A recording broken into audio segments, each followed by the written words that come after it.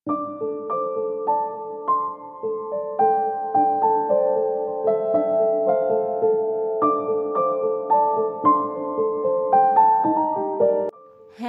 Everyone, good morning.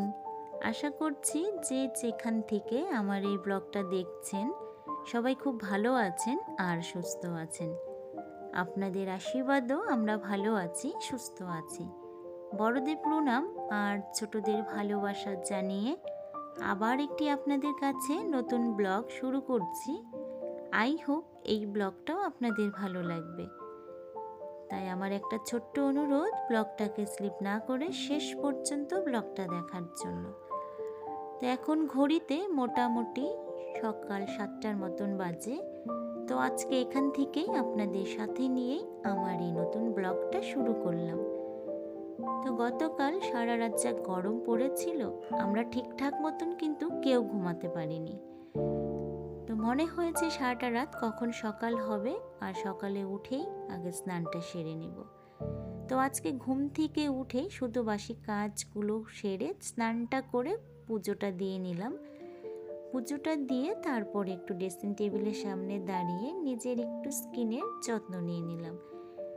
কারণ আমাদের এই সংসারে কাজের চাপে না আমাদের স্কিনের যত্ন নিতে কিন্তু আমরা ভুলে যাই। ঠিকঠাক মতন আমাদের নিজেদের যত্ন আমরা নিজেরা নিতে পারি না।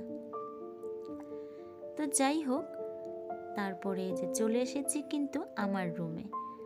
তো এখন বিছানাটা একটু গুছিয়ে নিব। তো মেয়ে উঠে গেছে, তো ওকে আর বেশি সকালে ডাকিনি, কারণ সারা রাত ঘুমাতে পারিনি। তো সকালে দেখলাম একটু ঘুমাচ্ছে, তাই ভাবলাম যে ঘুমাচ্ছে যেহেতু ঘুমাক।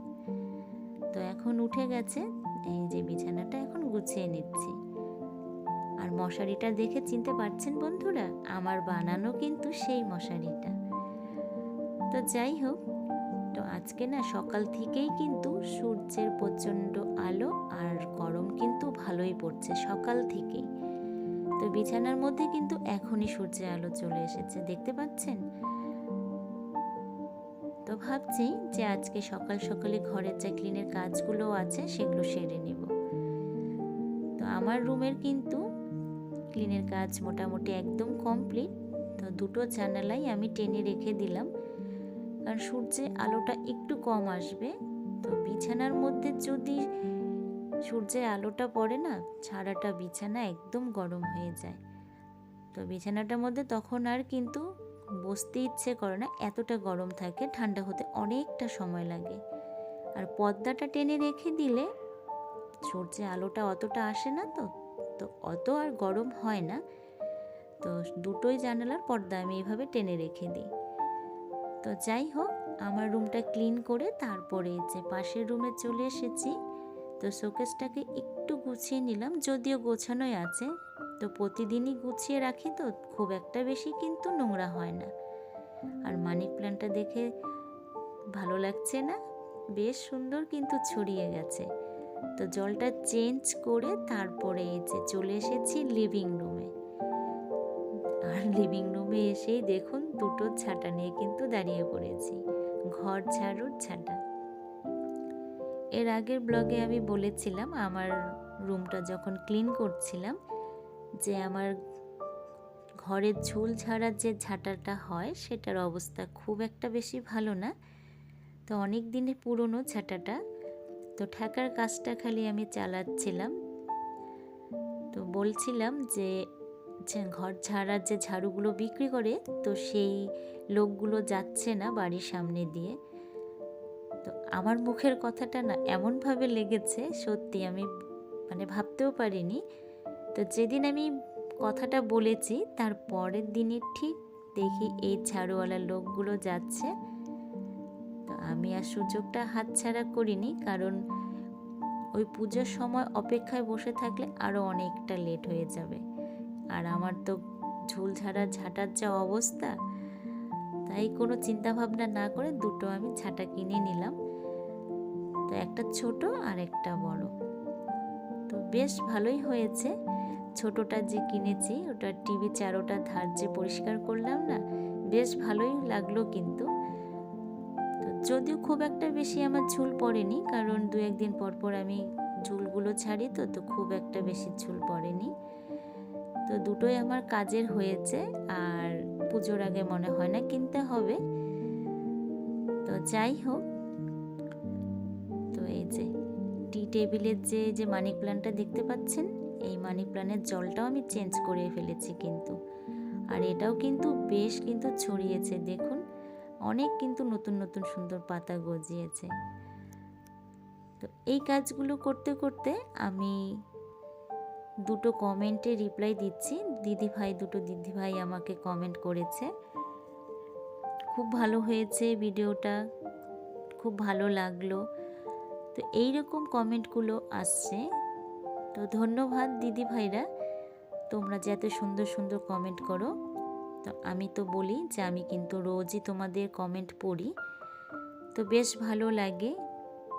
এত সুন্দর সুন্দর কথাগুলো পড়তে কার না ভালো লাগে বলো? তো প্রত্যেকটা শব্দের মধ্যে না লুকিয়ে আছে কিন্তু অনেক ভালোবাসা, অনেক আপনত্ব। যখনই আমি এই কমেন্টগুলো পড়ি তখন মনে হয় কি তোমরা না আমার চারপাশে খুব আশেপাশে আছো, মনে হয় না যে তোমরা অনেকটা দূরে থাকো।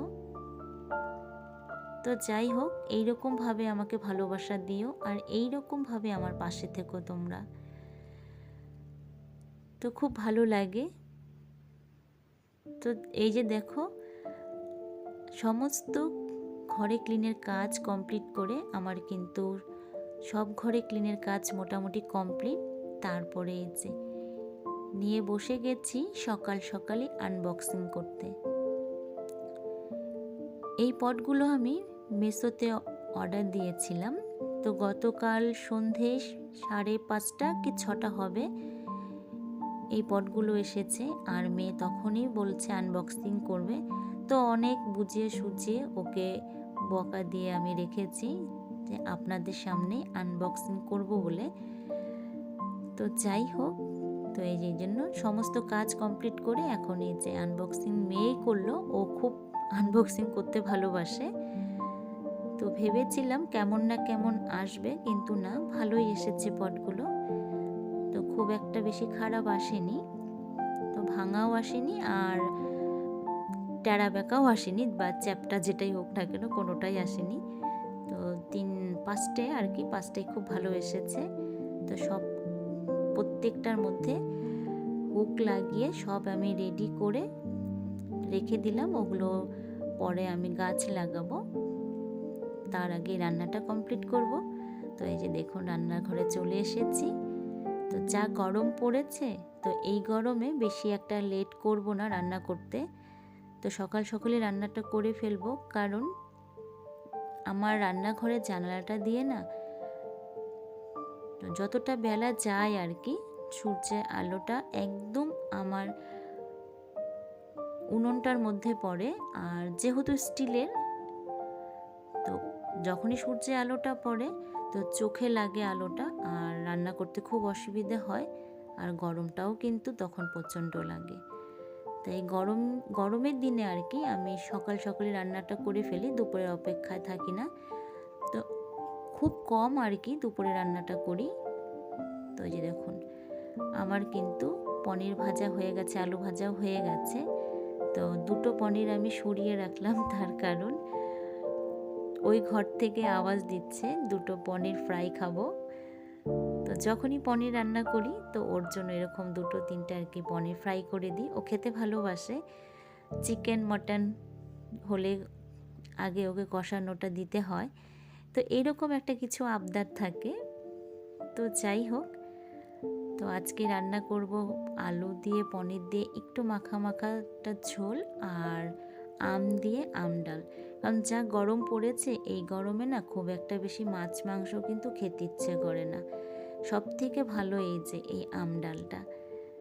তো এই আম ডালটা হলে না এই গরমের মধ্যে সত্যি মনে হয় না যে আর কোনো কিছু লাগে, মনে হয় এই আম ডাল দিয়েই না খেয়ে ফেলি।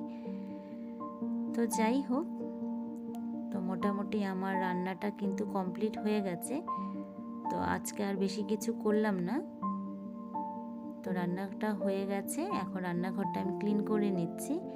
আর ওই যে পটগুলো যে এসেছে ওটার কাজ আছে এখনও, তো ওই কাজটা করে তারপরে স্নানটা করব। যেহেতু সকালে স্নান করেছি, তো ঘেমে কিন্তু একদম ঝোল। এই রান্নাঘরে যখনই রান্নাটা করি তখন মনে হয় যে কতক্ষণে এই রান্নাঘর থেকে বেরোবো, এতটা গরম লাগে। তো যাই হোক, রান্না করে কিছু বাসন আছে, বাসনগুলো ধুয়ে দিব। তো ধুয়ে তারপরে এই যে দেখুন চলে এসেছি এই বেলকনির মধ্যে, কারণ ওই যে বললাম এখন বেলকনিটা একটু মনের মতন করে সাজাবো। তো চেষ্টা করব, জানি না কতটা দূর কি করতে পারি আর কি।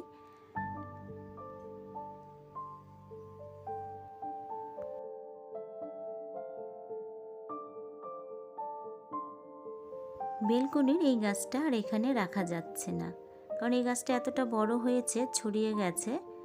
তো দরজার সামনে রেখেছি, তো যাতায়াত করতে না খুব অসুবিধে হচ্ছে। জুতোর র্যাকটা সরিয়ে তো ওই জায়গাটায় রেখে দিচ্ছি, আর জুতোর র্যাকটা সিঁড়ির নিচে রেখে দিচ্ছি। তো আজকে না খুব ভালো লাগছে, খুব একটু আনন্দও লাগছে। নিজের মনের মতন করে একটু হলেও বেলকনিটা আজকে সাজাতে পারছি। তো আমাদের মধ্যবিত্ত পরিবারে এই ছোট ছোট ইচ্ছেগুলো যখন নিজের হাতে পূরণ করি, তো এর মধ্যে না অনেক খুশি, অনেক আনন্দ লুকিয়ে থাকে। তো ইচ্ছে ছোট হোক আর বড়, যেটাই হোক না কেন, সেটা যখন পূরণ হয়, এর থেকে খুশি কিন্তু আর কিছুই হতে পারে না। তো যাই হোক, আমি যে অনলাইনে অর্ডার দিয়েছিলাম পটগুলো, তো সেগুলোর মধ্যে এই যে দেখুন এখন মাটি দিয়ে দুটো টপে মানি প্ল্যান্ট, আর একটার মধ্যে এই গাছটার আমি নাম যদিও জানি না। তো এগুলোকে রেখে আমি এখন বেলকনিটা একটু সাজিয়ে রাখবো। চেষ্টা করছি, পুরোপুরি যদিও হয়নি সাজানো। তো যাই হোক বন্ধুরা, তো কেমন হয়েছে আমার আজকের এই ব্লগটা অবশ্যই আপনারা একটা কমেন্ট করে বলবেন। তো লাইক, কমেন্ট, শেয়ার আর চ্যানেলটাকে একটা সাবস্ক্রাইব করে দিবেন। তো দেখা হচ্ছে নেক্সট ব্লগে, ততক্ষণের জন্য ভালো থাকুন।